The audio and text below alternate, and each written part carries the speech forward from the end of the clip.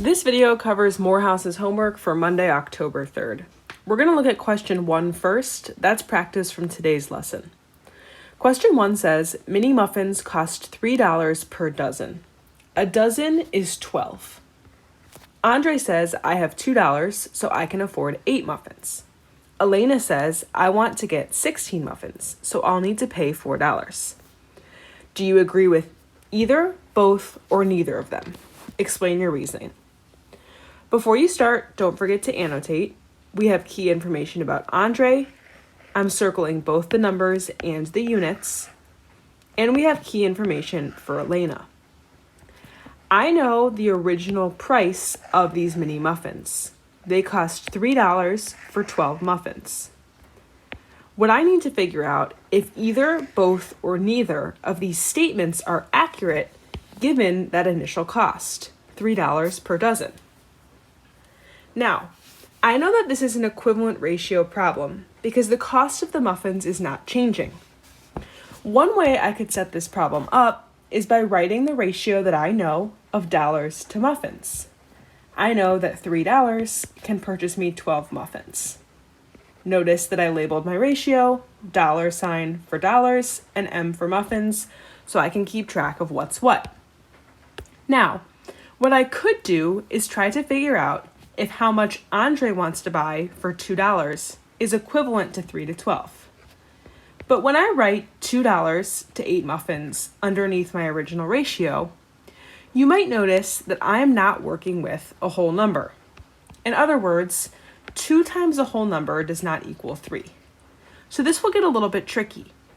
I could solve the ratio as it's set up here, but one strategy that might be a bit easier is to find the cost per one muffin or how many muffins I can purchase with $1. I'll start with the second option. I know that if I'm finding an equivalent ratio of 1 to something, I'm dividing both sides of my ratio by 3, because 3 divided by 3 is 1, and if I split my $3 up into 3 groups, I need to do the same thing to muffins. 12 divided by 3 is 4. What this here tells me is that for $1, I can purchase 4 muffins.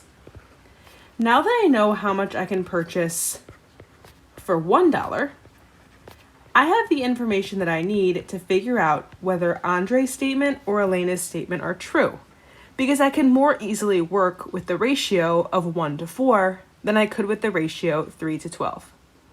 Go ahead and pause this video to finish question 1, and come back when you're done for homework help on the next problem.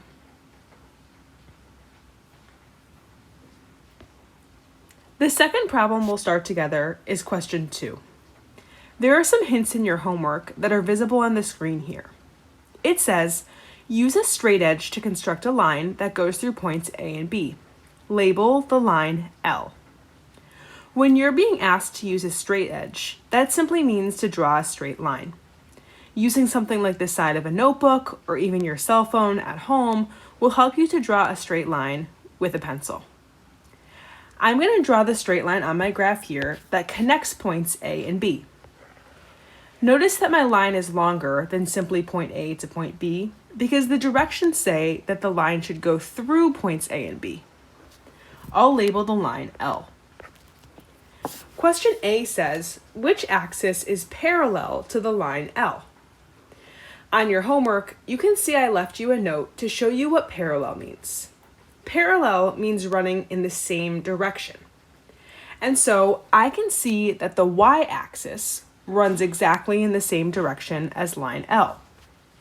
If you could imagine line L and the y-axis both going on forever, they would never cross one another, which is what makes them parallel. In contrast, line L and the x-axis are perpendicular, meaning that they form a right angle. A common symbol for a right angle is a square, like the one I just added to my notes here. One way to test if something is a right angle is to just put the corner of a book or any other rectangular object into the angle. 90 degrees is the common number of angles that measures any corner. So we know that x-axis is perpendicular to line L.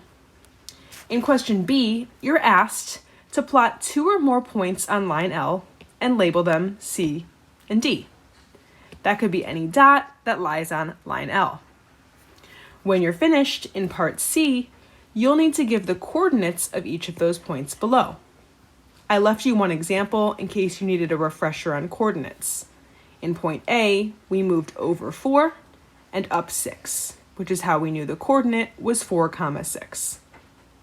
And finally, in part D, you'll need to give the coordinates of another point that falls on line L with a y-coordinate greater than 20. In part D, they want you to imagine a point that's all the way up here. Even though that falls off the graph, you could still say what coordinate that would be. That's a summary of what you need to take care of to finish question 2. Question 3 is simply a multiplication problem, and question 4 multiplies fractions. I've left you an example at the bottom. If you need any additional help with Monday's homework, don't forget to check in with Ms. Canez before Friday.